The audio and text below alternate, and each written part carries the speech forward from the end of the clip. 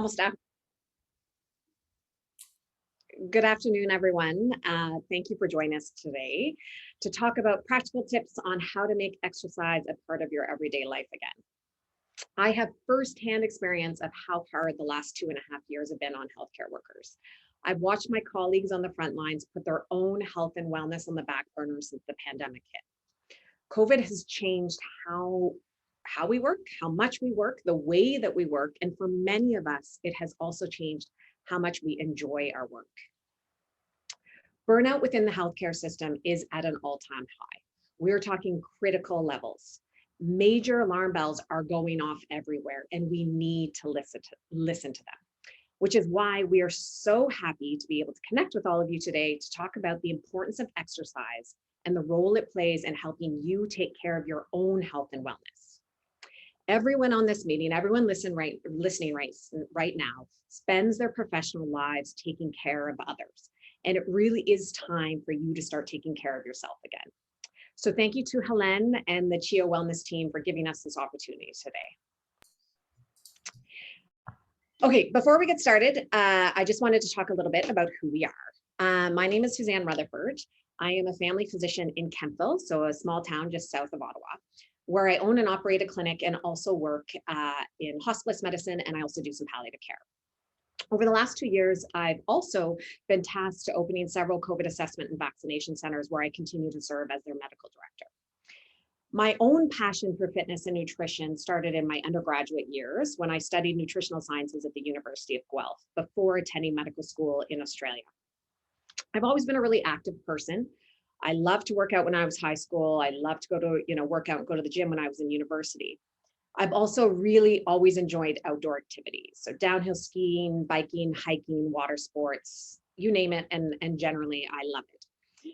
Really fitting exercise into my own life was never a problem until, the M&Ms, what I refer to as M&Ms hit my life. And I'm not talking about the candy here. I'm actually talking about medical school and motherhood. I had my first child when I was right finishing medical school. I was in my last year, and I started my internship when my daughter Sophia was just 3 months old. Maternity leave was practically non-existent in Australia, which meant I was, back to work pretty early. She was 3 months old, and spending more time at that point with my breast pump than my husband. We moved back to Canada when I was pregnant with our second child, Finn, and I delivered all 9 pounds. 10 ounces of them during my first year of family medicine residency.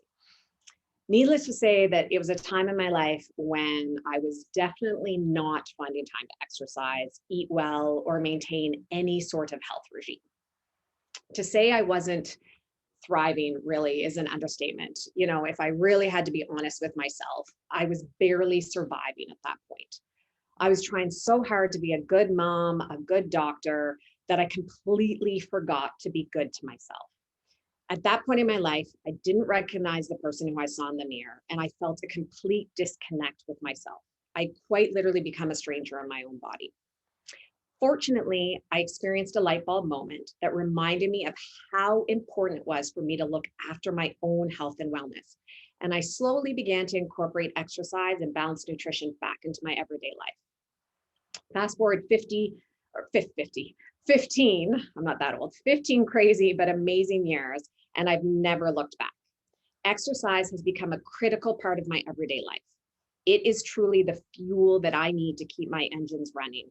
And finding time in my day for it every single day has now become a non-negotiable priority. Exercise truly is what keeps me sane during my busy medical career, and never more so than over the last 2 years since the COVID-19 pandemic hit. Now, along with Jake, I dedicate a substantial part of my professional life to helping healthcare workers, just like you, prioritize themselves and incorporate exercise and nutrition into their everyday lives again. And we are so excited to be able to talk to all of you today and help give you tips on how you can start to make exercise a part of your everyday life. My name is Jake. I have been a personal trainer. Hello, everyone. I have been a personal trainer for pretty much as long as I can remember. My fitness journey started when I was 13 years old. I was a young hockey player, as you can see in that picture in the bottom right or bottom left of your screen. And I was a relatively scrawny young boy. So I was playing for this team and I went to try out for the third year in a row and they cut me from the team. They said, Jake, you're not big enough. You're not strong enough. So that's when I started to exercise. And little did I know that would become a huge passion of mine. What I loved about exercise, what I loved about fitness was the way it was changing my body, but also to my confidence, the way I played on the ice, the way my clothes fit, and so on and so forth. So I enrolled in the University of Waterloo for kinesiology, and from there, my summer job became training hockey players. When I was 21 years old, I started my full-time training career. And since that time, I've pretty much worked with every spectrum of the population you can imagine, from youth right up to elders and every age group in between. And I really have a passion for helping people to get stronger, get healthier, become more fit, become more confident in their own skin, and all of the things that will do to help change their life. And so through that, Suzanne was a client of mine, and we would often talk about my passion for fitness, evidence-based fitness, the science behind helping people to get stronger in a safe, effective manner. And she would talk a lot about her similar passion for nutrition, evidence-based nutrition, and how to help people to achieve their body composition goals in a safe and effective manner. And so we thought, why not join forces and create a program that offers the best in fitness and the best in nutrition in a really flexible, versatile way, which can be delivered through an online training platform. And so that's what we did. And since then, we've launched a few online fitness communities, one of which we are really, well, we're proud of all of them, but one of which has made a significant impact in the past 2.5 years, which is our Canadian Women's Physicians community, which has grown from 35 to just over 600 members. And what we're going to do is we work with a lot of frontline healthcare workers.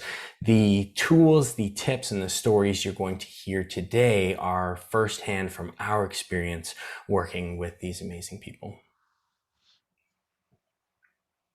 So the goals for today's webinar.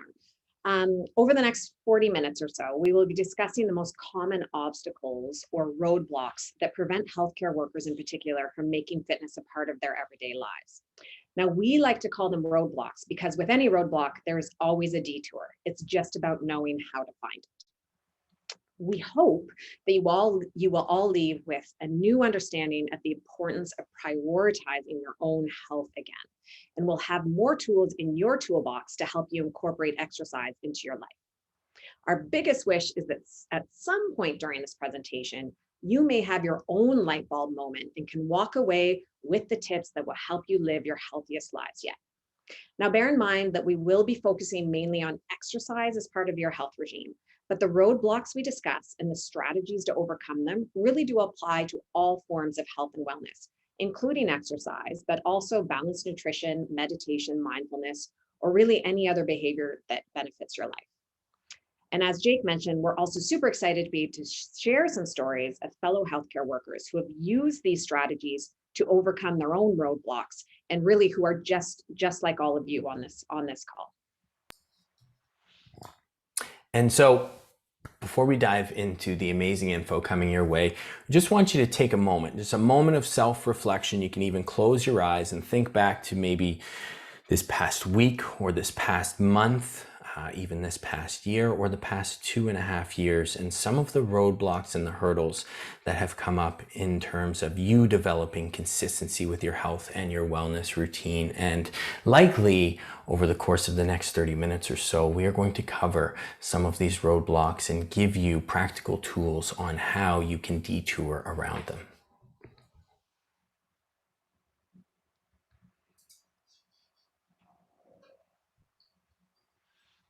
Okay, so let's dive right in. Hopefully that gave you enough time to think about your own roadblocks. Okay, roadblock number one, underestimating the importance of me time. After coaching hundreds of healthcare workers alongside Jake, as well as counseling thousands of patients, I would have to say that our inability to prioritize ourselves is without doubt the largest roadblock to finding a sustainable health routine. whether it be with fitness, nutrition, meditation, or all of the above. From the time we are young children, we are trained to become good jugglers. Really, we're raised with the expectation that at any one time, we need to be keeping multiple balls up in the air. Now, in an ideal world, the whole idea of us having to juggle work, parenting, household duties, caregiving duties would completely disappear. But the reality is that for most of us, we are left juggling all of the balls all of the time. So what happens? Life gets hectic. We have so many balls up in the air. We know that we can't manage them all. So many of us, or I would even, beg to say most of us, choose to just leave the self-care ball on the ground. We don't even bother to put it in the mix. We know we're already, have more than we can manage. We have more balls in the air than we can keep up at one time. So we just ignore the self-care ball and leave it on the ground. Some of us do have moments where we realize, our self-care really is taking a hit and we need to take care of it again. So we pick up the self-care ball and we throw it in the mix. Unfortunately, when we have more balls than we can manage, and we know that we're going to have to let one drop, most of us choose to let the self-care ball drop first. And the ironic thing is, out of all the balls that you have juggling up in the air at one time, it really is the self-care ball that is the most fragile. It is the self-care ball that is made of glass, when often the other balls are made of rubber. So what happens? We drop the self-care ball, it drops and breaks, shatters into a million pieces. We step on the glass, and all the balls that we're trying to juggle and keep up in the air end up falling to the ground. Healthcare workers now more than ever need to start prioritizing themselves again. We need to understand that by taking the time to take care of ourselves, we will be better mothers, better fathers, better doctors, better nurses, better OTs, better speech paths, better physios, better work clerks, better at what we do. We will be better caregivers. By giving more to yourself, you are able to give more to others. And that's something we all have to stop and understand and accept. Now, like many of you, I once found a time when I was continuously voluntarily letting my self-care ball drop. I was a mother to 2 young children, and I just finished my residency and was just starting out in the world of my private practice. Throughout the year, my last year of residency, I was so busy, with work and studying for my exams and being a mother, that I really believed I had no time to exercise. I'd rush home from work every day to get as many waking hours with my children as possible. I was running on this hamster wheel, and it felt awful. So as I was transitioning to my practice, I did join a gym, actually the gym where I met Jake, and I started going to 1 or 2 classes a week, only on my days off. Right away, I could feel the difference that it made on my stress levels. One day, I actually decided to do a class after work on my way home from work before returning, back home to the family and kids. And I remember driving to the class feeling immense guilt, thinking, this is one less hour I get with my family because I'm using it at the gym. It's just going to be this one-off. This isn't going to become a pattern. This is just a one-time only thing, because I felt so guilty. Well, after the class, I left that class feeling like $1 million. I dumped all my work stress out on the gym floor and went home to my kids less stressed, happier, and more energetic. They had the very best parts of me for the rest of the night. And trust me when I say that having a few hours of the real me, the best me, is so much more enjoyable than having many more hours of the stressed out me. It wasn't long before my husband and I really began to notice the difference on the days that I would work out before coming home. And that one class became a regular commitment to myself. Fast forward again another 15 years, and I continue to prioritize that time for myself above all. Now, I'll be the first one to say it's really easy in theory to say, self-care is important, prioritize yourself. These are all things we hear, and I do believe most of us believe them, but actually putting it into practice is the tricky part. So let's talk about tips of how you can do that. So what I recommend to all the clients and patients that I talk to is that you actually schedule the me time into your everyday. And in this case, your exercise or for fitness time. you schedule it in. And when I say schedule, I mean quite literally schedule it in. I'm kind of old school. I like to work with pen and paper. So I have a daily, weekly journal diary. So I just plan my week of workouts in, writing them down. Some of you who are more electronic might want to put it into your Google Calendar or your electronic calendars, or, whatever way you want to do it. Make sure it's scheduled into your week. And really consider it an appointment with yourself that has a zero cancellation policy. So, if we think about it, we would never make an appointment with our dentist and cancel. We would never make an appointment with our accountant or a lawyer and cancel, or our hairdressers and cancel. So, why is it that we're so quick to cancel on ourselves? So what I recommend is, like I said, when you schedule the appointment, you consider it a no cancellation policy. You can, change the appointment time. So if you plan to work out in the morning and your morning gets away from you, let's say you were up with the baby all night, you didn't sleep at all, you can push it to later in the day, but really try not to cancel out. Cancel District I Hospital. apologize. I'm on call, so I will just turn that off. So the last thing that I recommend is that you actually share your appointment with your support people. So that may be your spouse, that may be your children, and maybe your coworkers. Make sure they know I plan on going for a walk at lunch today. This is an appointment I've made to myself. They will be more likely to support you and to encourage you, but also saying it out loud makes it real and it increases your accountability. I actually, when I do choose to schedule my me time or my fitness time, let's say over my lunch hours at work, I actually do communicate that with my receptionist so that it's blocked off, so that, again, I'm not asked to do additional work tasks during that time, that they see that it's an appointment, and so that, a time is honored and it's protected. So I want to talk to you briefly about Dr. Neeja. So Neeja is an internal medicine specialist in Edmonton who joined our program about 4 years ago. She initially joined the program, as many people do, to gain strength and lose weight. And she really did accomplish both of those goals with amazing success. But little did Neeja know when she first signed up for the program, how critical exercise would become to her overall wellness. When COVID-19 swept across the country, Neeja became the main lead of the COVID inpatient teams at the Royal Alexandria Hospital in Edmonton. Now, this is one of the hardest hit hospitals in the country when it comes to COVID admissions and COVID deaths in the country.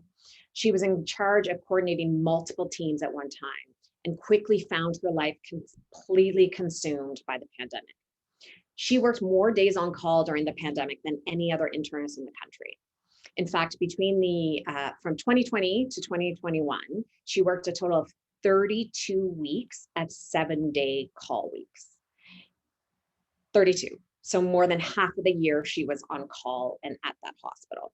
And as someone who myself works 7-day call weeks, I can tell you that this is complete and utter insanity. And yet, despite these insane work demands, she still managed to keep exercise a part of her life. She had learned the importance of keeping her self-care ball up in the air. And out of all the successes that she's achieved, and she's achieved a lot, she's lost over 50 pounds, she's now able to deadlift and squat, after having numerous back injuries.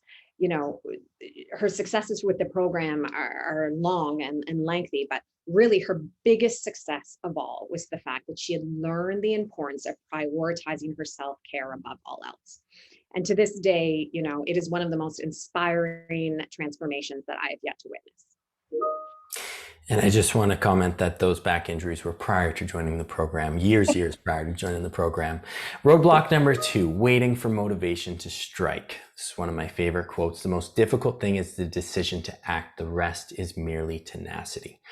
Most of us, when we sign up for a program, when we sign up for a new endeavor, we think, I need to have the motivation to help me to take action and get the results that I want to get. When in reality, and this nugget of knowledge was given to us, I have to give credit to Jordan Syatt, one of our favorite fitness influencers, at a talk he did for a retreat that we held, that in order to get results and to feel motivated, you have to figure out how to take action first. Because as we all know too well, particularly in the last 2.5 years, life gets in the way. Things will happen. And there are times lots of times, oftentimes, where we don't feel like working out. We don't have the motivation to do it. And one of the things we really work hard with our clients to help them to achieve is the ability to take action despite that motivation, particularly when they're just starting a new program. And if they can do that, what will happen is they take action and then they start to see the results. They feel the results. Maybe their clothes are fitting better. Maybe their scrubs are fitting better. Maybe they're starting to notice muscles or a little bicep bulge. They're starting to feel less stressed, less anxious. They have better mood throughout the day. They have more energy throughout the day. They're sleeping better. A whole host of different results and different benefits come from putting in that action. And as clients start to feel them, as you start to feel these results, that's when the motivation and sort of that craving and that addiction for more results comes in. And that's where we continue to take action more often and build long-term consistency and long-term results. So a couple tips for the roadblock of when I don't feel motivated, because even myself this morning, I had to talk myself getting out of bed to do my workout at 6 a.m. There's oftentimes we don't feel motivated, but my dad, who I worked out with this morning, his quote to me was the hardest part of getting up early, because he was an early riser, is taking those first two steps. And the same goes for your workout. So we call this the 10-minute rule, which we often give as advice to our clients. The 10-minute rule is simply just get started. Put in 10 minutes, put a timer on. Instead of thinking of doing the whole workout, just focus on getting started, getting that 10 minutes. And after the 10 minutes, if you don't feel like working out, no problem. Perhaps it's just not your day, and that's totally okay. Rest is important. Rest is a weapon too. But what we've noticed and what our clients have reported to us is that with the 10-minute rule, usually about 9 times out of 10, they're getting the rest of that workout in. They've got their energy going, they got their blood pumping, they got maybe the music on, whatever it is. They get that workout in and they always feel better after. As the saying goes, you never regret the workout that you just did. And then the other big tip for this roadblock that I found working with clients super helpful, and we actually have an exercise that we give to our clients called connecting with your why. And the deeper meaning to your why that you want to participate in an exercise, in a fitness program, to change your habits and to make them healthier.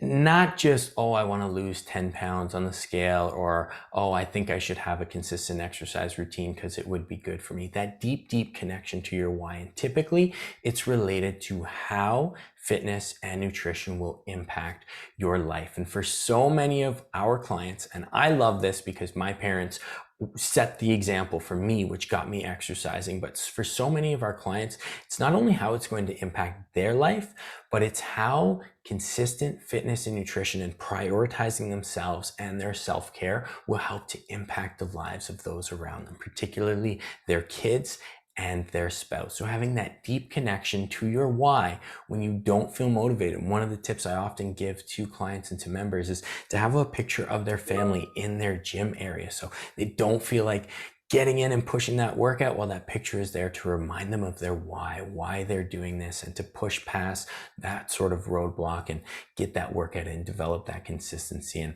this story we're going to share with you is from Connor, who is a nurse in the Ottawa area. And Connor started with us.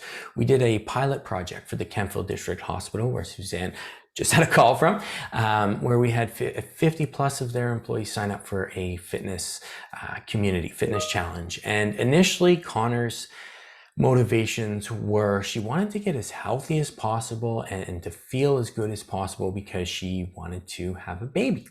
And fast forward to today, happy to report, Connor has had that baby, and her motivation now, her why, is a little bit different. And she has been open and honest and saying to us that it's been harder this time around. It's been harder to get started. She's a full-time nurse.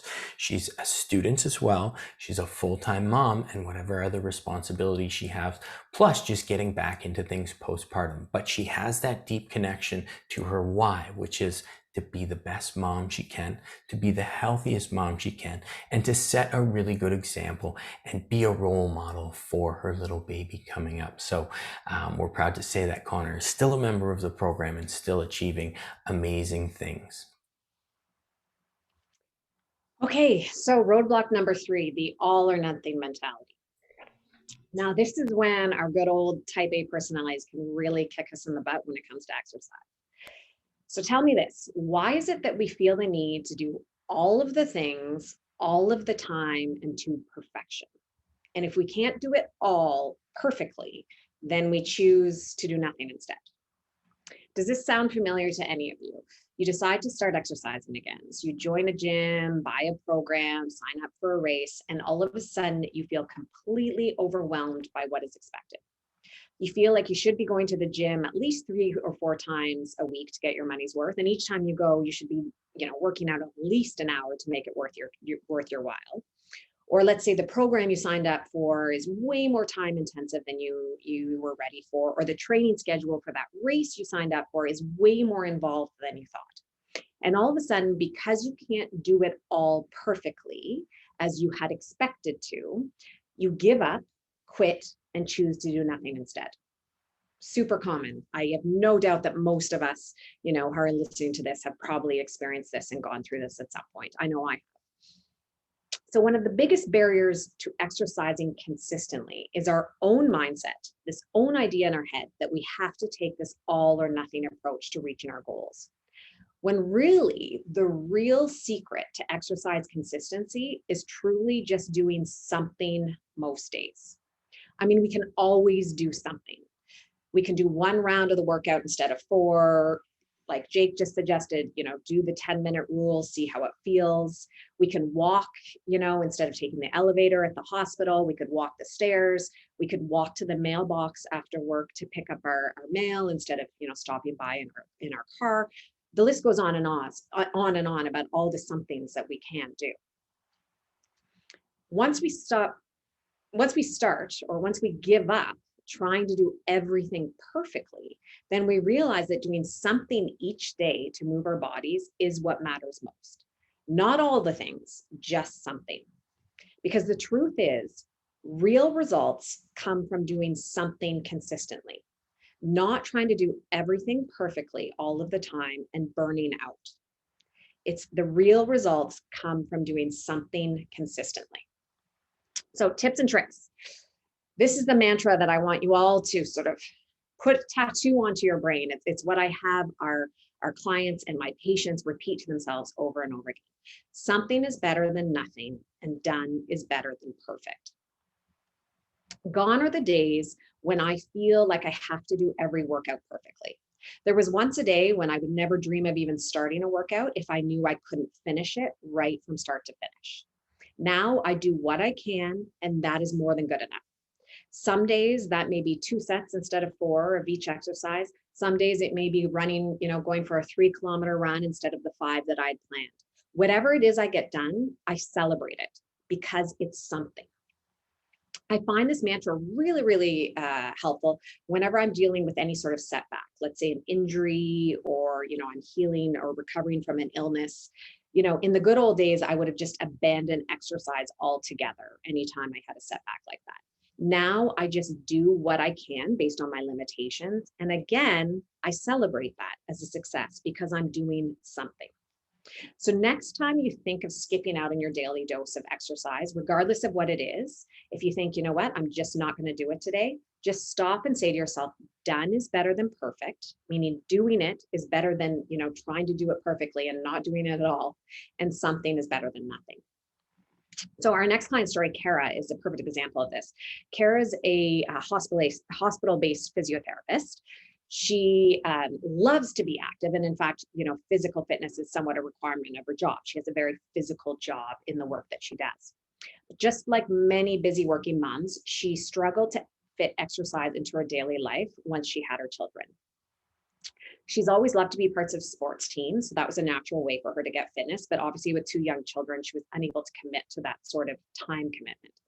She was also one of the believers, similar to many of us and me at one time, that, if you're going to do a workout, it needs to be at least an hour long and you have to really, really work hard or it's not worth it at all. So unfortunately, this sort of mindset pushed her to be more sedentary and less energetic after she had her second child. So after joining the program and adopting our something is better than nothing philosophy, Cara now manages to fit exercise into most days of her life. Some days it may be a quick 20-minute body weight workout in her basement before work. Other days when she has time, it may be a longer strength session. Or, some days it might be a bike ride with her kids or a walk with the dog. It's no longer about how long she works out or how hard. It's simply about getting something done, some form of movement in every single day. And as a result, her exercise consistency has skyrocketed. She's lost weight, gained strength, and is able to enjoy her life both at work and at home more comfortably. Roadblock number 4, self-sabotage. Hypothetical scenario, you're driving in your car, you hit a pothole, and one tire blows up. So you got a flat tire. You wouldn't get out of your car and say, I can't drive this anymore, tire's blown, and then slash the other 3 tires. So why is it that we do this when it comes to our health and fitness routine? We have one bad week and we think to ourselves, one bad week, I've fallen off the wagon, might as well self-sabotage the rest of the plan. If you had a friend that came to you and said, it's been such a week. We've been on the go, and Tuesday night we had pizza, and Wednesday we went to the movies and just had McDonald's for dinner. Thursday we hosted friends, and I was so hungover Friday. I haven't gotten any workouts in, and I'm feeling really discouraged and really bad about myself. The scale went up a few pounds, and I feel like all my progress is lost. What would you say to that friend? You would probably say, weeks like this happen. It's totally okay. You're probably not as far off and as far back as you thought you are. There's always next week. And you know what? I'll be your accountability partner. Why don't we go for a nice healthy lunch one day at our favorite restaurant? Or if you get a workout in, send me a text. Just let me know you're about to go and do your workout. Now let's flip the script. Let's say you are that person who had the pizza, who had the McDonald's, the movies, the wine, and missed the workouts, and the scale went up. How do we talk to ourselves in this scenario? Usually it's things like, I'm such a failure. I'm so ashamed of myself. I'm so discouraged. I can't believe I've signed up for another program. I don't even know why I bother. Just money down the drain, and I think I'm just going to quit. I think it's going to be like this forever. Self-sabotage. We are often our own worst enemy. And the best thing you can do, and this is easier said than done for sure, but the best thing you can do is start to talk to yourself like your own friend. Give yourself some grace. Recognize that it's okay, and be in your own corner. What a novel concept to think, wow, I'm actually in my own corner, encouraging myself that when I have tough weeks, things get tough, life gets in the way, that I can actually do better. And the other thing too that is very, very important is to turn the page and just set small, achievable goals. Myself, personally, I was just on a road trip for 2 weeks, work conference, little fun, little pleasure. Could I have worked out over those 2 weeks? Yes, absolutely I could have, but I didn't. Didn't really feel like it. Could I have, I also too ate out pretty much every day because I didn't have a kitchen. And you know what? I was just on the road and I was having fun.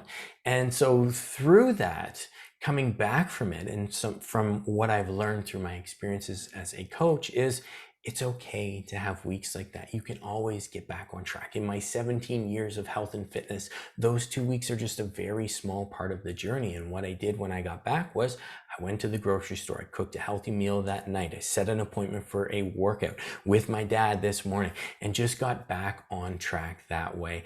And one of the things that I'm huge on is actually sharing this with my clients. I don't try and pretend like I have the perfect routine. I really share the sort of realness of what's going on in my life. And when I need to get back on track and when I want to set goals, I profess it to my clients. I tell them what's going on, and I feel as though that creates a more realness to the program, a real deeper connection. Also helps to really help them to know that it's okay to enjoy certain things in life and to have the McDonald's and to drink the wine every now and then, and to maybe to miss some workouts is okay too. And so through that, when you are looking to get back on track, profess it to either a friend, to your partner, maybe a fitness community, maybe a colleague at CHIO. It will go a long way in helping to keep you accountable in working to get back to where you want to be. This story here is from Jess. Jess has worked with us for a few years as well. And when she first started with our program, she was very reluctant to join the program. And she was open and honest with me that she had a history with yo-yo dieting, yo-yo exercise cycles where she'd do really well and then she wouldn't be able to keep up with the habits and everything would sort of come back. And so through that, I talked to her about how important it is to create a long-term sustainable plan. And so she joined the program. She saw some amazing results. She lost over 25 pounds. She built some real great consistency with her workouts. But then life happened and her husband was offered a job out in Winnipeg. She was living in New Brunswick at the time. Husband was offered a job. And so in a pinch, she had to pack her house, sell her house, move across the country, start a new job, make new friends. Husband was in a new job. And as you can see, she has 3 little beautiful children that she has to take care of as well. And so in making that transition, she spoke with us and we talked to her about it, and she was open and honest in saying that I'm afraid that I'm just going to lose it, that I'm just going to fall off the wagon, that life is just going to be a little bit too crazy. And we talked to her about the importance of being in her own corner, and also to just making some shifts in terms of what her expectations are as her environment is going to change. And Jess did just that. She did an incredible job. She did the best she could, and she was able to maintain most of the progress that she made. And then when life sort of settled down and she was settling into her new home in Winnipeg, she was able to pick back up almost right where she left off in New Brunswick. And she really credits the success in being able to do that to eliminating the previous self-sabotage that she would have had with other programs. Okay, the last roadblock, using exercise as a punishment for what we eat. Too often we hear clients speaking about exercise as a way to right their wrongs. Oh, I drank so much wine last night, I better hit the treadmill today, or I'm going to work out at lunch today so I can really enjoy my dinner out with friends tonight with less guilt. This type of mentality trains our brain to see exercise as a form of punishment instead of pleasure. Instead of looking at exercise as simply a way to burn calories, burn off what we eat, it's helpful to restructure or flip the script of the way we see it. So instead of, for instance, I like to run or go for jogs to burn calories. How about I run because I can? I run because my body is able to, because my legs are strong enough, because my heart is strong, my lungs are strong enough. I run because it reduces my stress and I feel better afterwards. Or how about, instead of I lift weights to get rid of, the flab underneath my arms, not those flabby arms. How about I lift weights so that I can lift my children with ease, so that I'm strong enough to be able to continue to do all the activities that I love to do as I get older, so that I can be able to bike, hike, ski with my children. I lift weights so that I can live independently as long as I can as I age. The minute we start focusing on what we love about exercise and how it makes us feel, it's no longer a daily chore that we have to fit into our lives. Exercise becomes a part of your day that you look forward to instead of a part of your day that you dread. Exercise is not a punishment and should never be seen that way. It truly is a celebration of what our bodies can do. Now, I know some of you are probably thinking, yeah, okay, lady, I don't care what you say. I've never liked exercise. I never will like exercise. I know it's what I need to do, but and that may be true for some people. But I do find that, the reason most people dislike exercise is because they've been told or been convinced, whether it be by friends, by influencers, by social media, that there's a specific type of exercise they should be doing, and they have yet to find one that they enjoy. So tips for overcoming, seeing exercise as punishment. Really, the first one I always like to ask my clients to do is to really reflect on how a workout makes you feel. So let's say you go to a spin class, you join a friend, really stop and think, how did that make me feel? This could be, with you go to the gym and do a strength workout, you join a cardio class, you do a HIIT class, you go for a run, you go for a walk, you go for a hike, whatever it is that you do, how does it make you feel? Obviously, at times it's going to make you feel tired and short of breath and maybe even miserable if it's really hard. But afterwards, how do you feel? do you feel lighter? Do you feel more stress-free? Do you feel better? Did you enjoy that 45 minutes or 30 minutes or 20 minutes, whatever it was? Did you enjoy it? Was it fun? Or was it just really miserable and awful?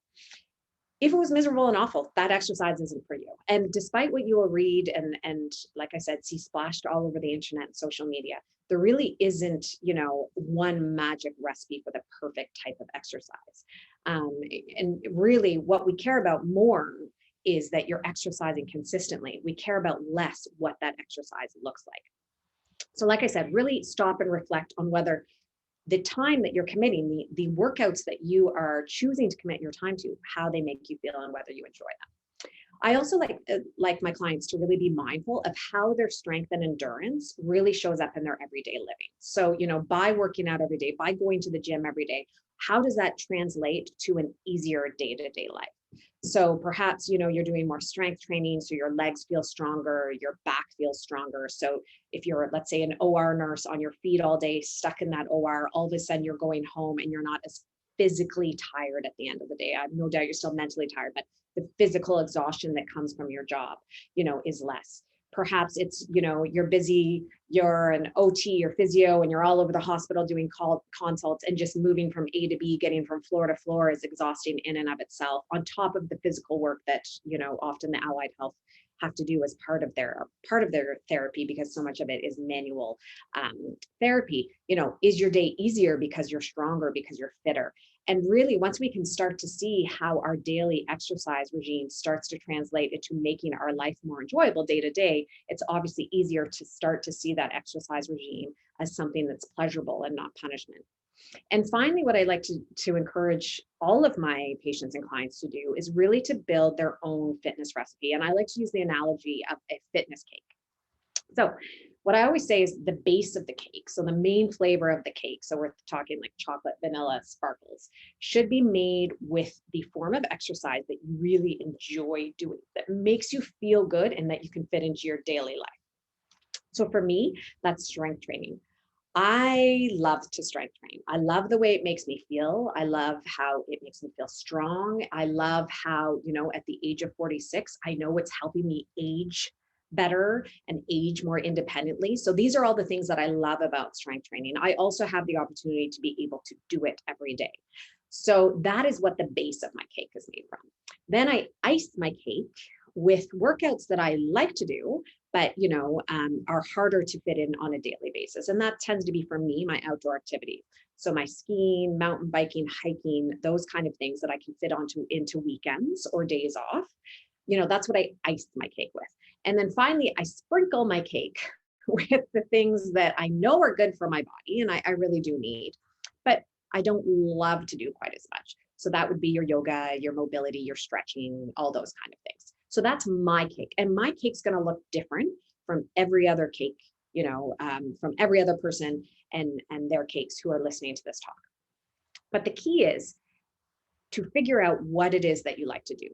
Because too often I see people participating in exercises that they don't enjoy, but they feel obliged to do. They drag themselves out for the run or to a class just for the purpose of getting it done without finding any joy in it. And it really doesn't take a fortune teller to predict that a fitness regime won't be sustained for long if you aren't enjoying it. So I encourage everyone to figure out how you enjoy to move your body and just do more of that.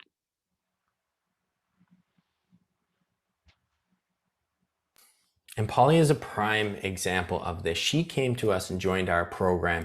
She had been a runner, always with the mindset that I'm running to burn off the calories that I ate. And she even posted in our group one time about, I had so much of whatever it was the past night, and I'm just going for a run this morning, getting my run in to burn off those calories. But she didn't like running. She didn't like running at all. And when she joined our program, she was given the tools to start strength training. And we helped her realize how to disconnect from food and nutrition and understand she can still build sustainable nutrition habits and achieve amazing results eating the foods that she loves. And she doesn't have to exercise simply to burn off the calories. And she started to strength train and she started to love it. She felt stronger. She felt empowered.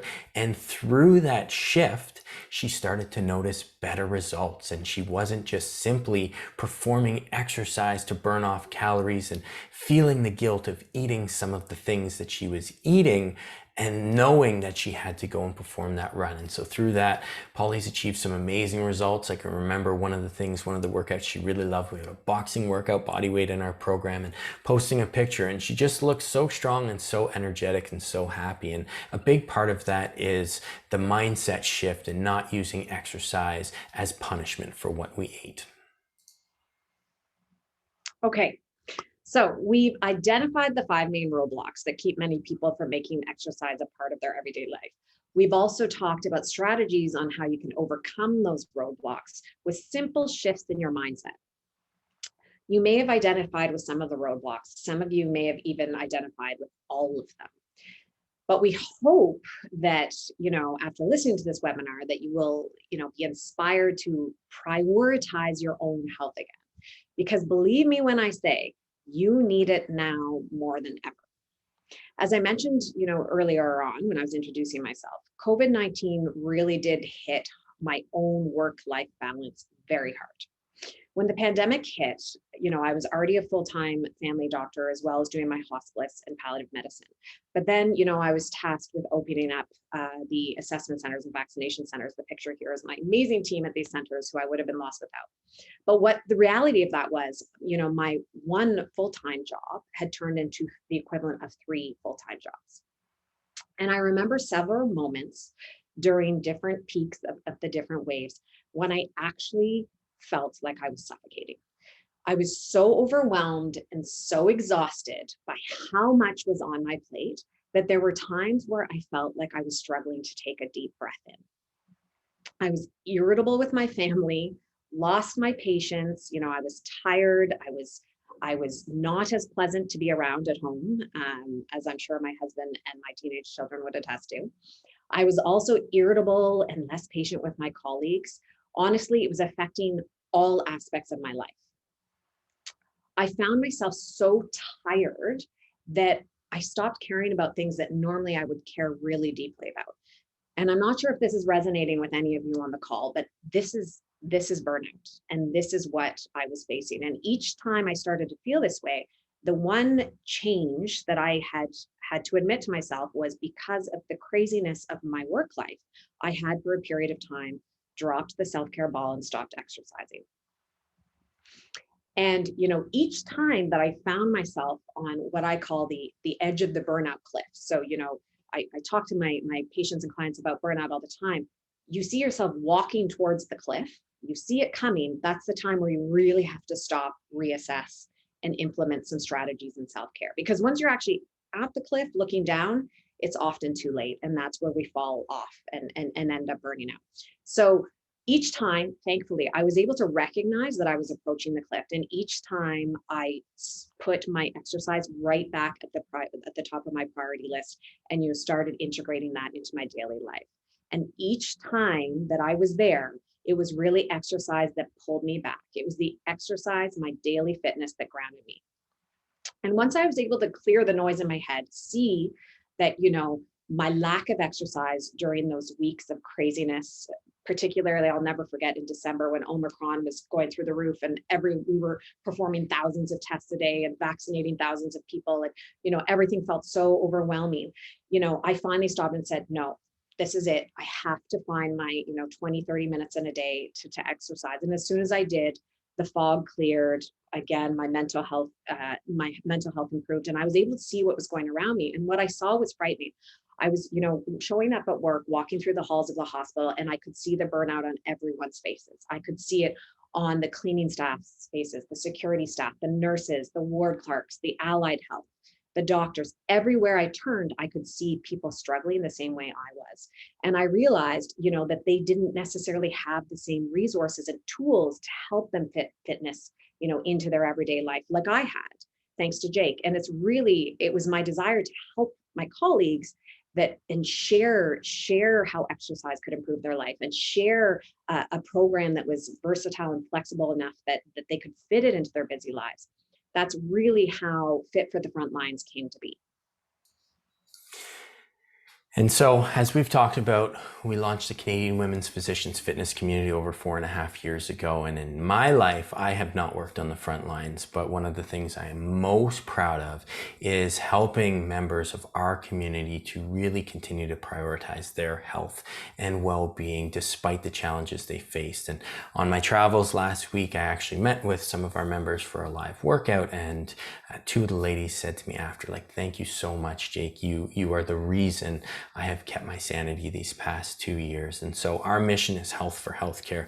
That's why we are here today. We've launched a sister program to the Canadian Women's Physicians community just a few months ago called Fit for the Frontlines. And for all that frontline healthcare workers have done these past few years, we've ramped up our team to really hopefully be able to serve those who can benefit from our program. So if you think you are maybe one of those people, you want to find out more about the program, you can send us an email, info@Fit for the Frontlines. You can follow us on Instagram @Fit for the Frontlines for some great free valuable content, or we do have a 2-week trial that we are offering as part of our pre-launch, which you can check out at www.fitforthefrontlines.ca. And that concludes our presentation. We'd love to know if you have any questions about any of the roadblocks and the tips and tricks that we've given.